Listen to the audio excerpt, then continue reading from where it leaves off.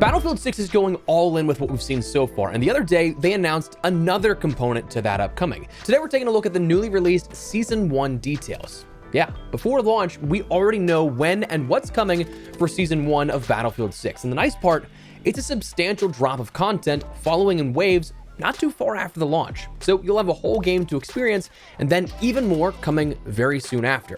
So drop your thoughts as we go along. What part are you looking forward to the most? Drop a like if you enjoy the video, and make sure to subscribe. We've set some lofty goals here in the past leading into launches, but we're pushing towards the next milestone of 700,000 subscribers, which we're still a ways off of, but the support has been absolutely nuclear lately. So if you'd like to join the community and stay in the loop with FPS content, Battlefield 6 included, I'd love to have you in the community. Anyways, let's get into it. So first, I gotta give him credit. Battlefield has leaned hard into the competition of COD versus Battlefield this year, taking me back to whatever year it may have been, back in high school and everything, but their live action trailer had that collaboration nod with celebrities and they just killed them off in the first 10 seconds. Then, an hour before Black Ops 7's multiplayer reveal kicked off, that's when they dropped their Season 1 preview, attempting to upstage them another time here, which is quite the gutsy or ballsy play here. I respect that. But that's where we got this information we're talking about today. Season 1 has been officially confirmed to start on the 28th, but as we mentioned, it's coming in multiple different waves of things here. 3 main events of Rogue Ops, which is the launch event of Season 1 coming on October 28th, California Resistance on November 18th, and then Winter Offensive on December 9th. Now it seems like at that point in January, you could probably look towards some type of Season 2 launch. Of course, we do have the holidays here that could put a damper in the timelines of what appears to be relatively 3 weeks in between everything here at this point. But for the time being, that's what we have for Season 1 in relation to key dates. What comes along with those? Well, the first thing you'll end up seeing is Rogue Ops, which is tied with California Resistance as like the more substantial pieces to the update here. And being that it's a seasonal launch, of course, that makes sense. But with Rogue Ops on October 28th, you're going to get a brand new multiplayer map of Blackwell Fields. This was one that has leaked out in the past. There is some gameplay out there of like the Chinese versions of labs that had access to this, and there was some run-throughs of all of that. But that's coming along on the 28th. You'll have a new mode of Strike Point, that being described as an intense small team tactical mode where a squad fights another squad across multiple rounds to capture a key objective. This is only a 1 life mode each round, so it is one of those things that you're gonna have to, as they say, make it count. You'll have a new vehicle of the Traverser Mark II. You'll have the new carbine of the SOAR 300 SC, a lower rate of fire subcompact carbine chambered in 300 Blackout compared to the standard platform's 5.56, the GGH-22 sidearm, a high capacity, high rate of fire and low damage pistol, and the Mini Scout sniper rifle, which they mentioned remembering the Scout Elite as kind of like the baseline for this, where it's a lightweight bolt action sniper designed for aggressive recon play. And finally, the rail cover and LPVO attachments. These available on a variety of different rifles and LMGs. It said both of these are the first of several attachments to drop in the post-launch season here. It does list and more, but nothing is really detailed here out of that. For this, it's more than likely, of course, going to include a battle pass in that and more section, maybe some seasonal challenges and stuff, but we don't have specific details on that just yet. California Resistance, however, comes on November 18th and is going to feature that new map of Eastwood. Again, another one that we saw that did leak out from prior labs builds. You'll have a new mode of Sabotage, that being a limited time mode, not necessarily a brand new mode coming as it seems like Strike Point is, that seemingly being a core mode added in. But Sabotage tasks you and your team with destroying as many sites as possible before the round timer finishes. You both go on attacking and defensive sides, but the team that destroys the most bombs ends up winning. You'll have the Battle Pickups new feature, these being high-tech, powerful weaponry that are limited in ammo and availability throughout any given map. The DB12 new shotgun, that being a dual-barrel pump-action shotgun feeding from 2 different tubes. One trigger pull fires a shell from one barrel, the second fires the other. The M327 trait sidearm is a high-damage, low rate of fire 8-round revolver, and the Troy angled attachment along with, again, and more listed. And finally, Winter Offensive is December 9th. This likely being the last update that we see before the holiday break for the Battlefield team, before everybody goes away for whatever holiday they celebrate in the end of December, and then into the new year as well. We'll have Ice Lock Empire State, which is a limited time event map where it's a snow-covered version of Empire State. You'll also have the Ice Lock event and the Ice Climbing Axe melee weapon, likely coming along with that event, and listed and more. So that's a decent bit of stuff to look forward to in just 2 weeks after launch, which personally, I don't mind that setup at all because, I mean, in the past, Battlefield content seasons have started, honestly, on a roller coaster of different time frames between when the launch is and when that first content season or drop is. Like 2042, for example, was just under 7 months after the launch of the game that we saw Season 1. Now, of course, that was for a litany of different game-breaking reasons, but then you also had things like Battlefield 5, that launch to Chapter 1 was only 27 days. Battlefield 1 was just under 5 months after its launch when it got its first DLC drop, and then things like China Rising for Battlefield 4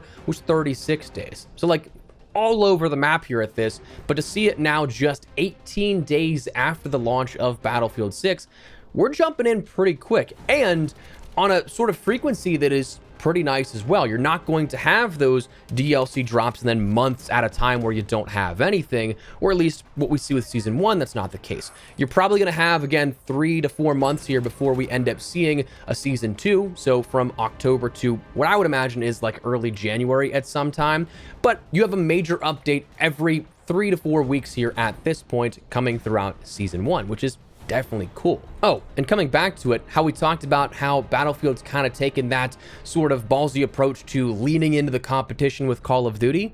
Well, did you notice when California Resistance is? November 18th, just 4 days after the launch of a full Call of Duty title. So they're hedging their bets. They think they've got a good enough product and they're going after that launch date of a full Call of Duty title. So more power to you in that case. Now, the one thing that we'll talk about here with this is that there's still one big elephant in the room, one giant pillar for Battlefield 6 that we've yet to see revealed for a release date. That being the Battle Royale. Now, as a little refresher, it was reported a couple of weeks ago that we'd see the Battle Royale for Battlefield 6 launch on October 28th.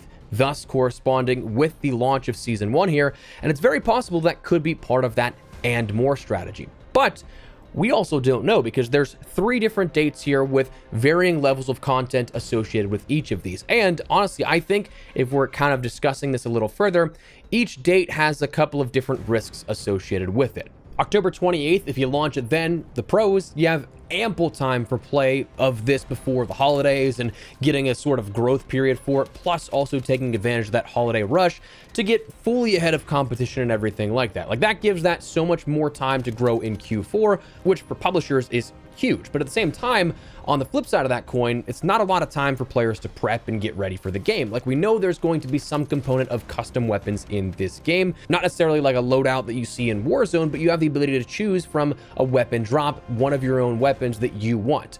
So this will still be brand new for most players at 18 days past launch, and whether or not they have everything ready to go for that, that's probably a little less likely. November 18th, the middle point of this season here, the pros, there's a lot actually. Like you have plenty of time to play and grow in Q4, plus you still have that holiday rush coming up where all that spend happens for publishers, consumers, everything across the board. Q4 and the holidays are always the biggest monetary period of the year, but it's a more balanced timeline of then letting players grind out the game, plus also allowing them to complete their post-launch hopes, like playing campaign the whole way, getting collectibles, ranking up your weapons, stuff like that.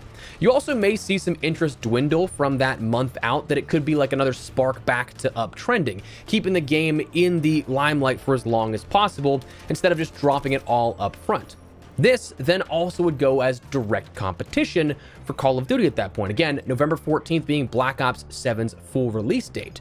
So that's something that could go after it as a pro as well. It also fills up more content in that and more section because you don't have as much as the initial launch in terms of what's being offered on the 18th, but you also don't have as little as what's being offered on the 9th. And finally, when dropping a brand new experience like this, there's no real need to worry about deadlines of the holidays just yet because another update is already scheduled for the 9th after that, and no one's really worried about being away from the office for the holidays, that if the game's broken, it's not necessarily something that you can't fix at that point. You have plenty of time to do so.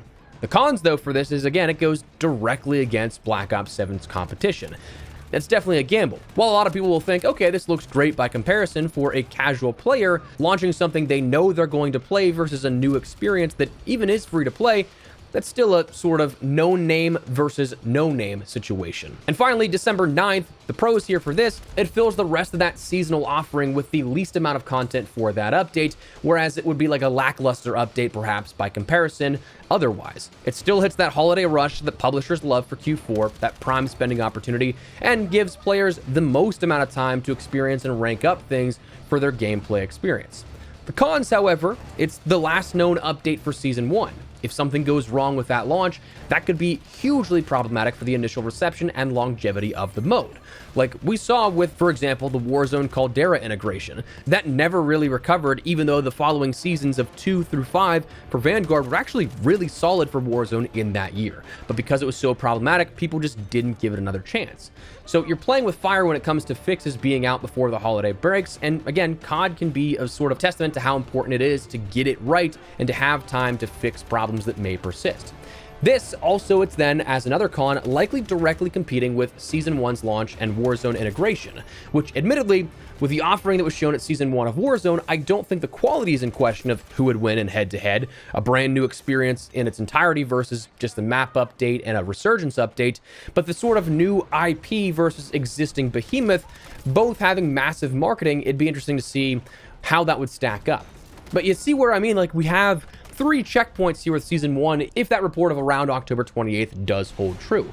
So we'll see what becomes of this, but right now we don't know the fate of that. However, the rest of Season 1, that post-launch content being dropped free to play, starts on October 28th, and honestly, doesn't look like a half-bad season, in my opinion. I think that Battlefield is really trying to go all out here at this, and if all the seasons follow from like January onward, like if it's a constant stable update of something like this every single month, not bad at all in my opinion.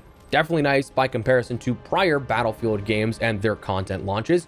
So we'll have to wait and see. But for now, that's what we know of Season 1. A lot up on deck here shortly after the launch of Battlefield 6. So it's only getting even better for those that love the content heavy style of what we have. But for now, that's where we're going to wrap it up. Let me know your thoughts down below. What do you guys think of the Season 1 offering? Like it, dislike it, drop your thoughts. If you guys enjoyed the video, you found it at all insightful, do me a favor and drop a like on it. And if you're new to the channel, make sure you subscribe so you don't miss a single thing regarding all things Battlefield 6 and plenty more FPS content. I would love to have you in the community as we chase down 700,000 subscribers. But for now, thanks so much for watching. Mine has been Espresso. I'll see you later. Take care and peace.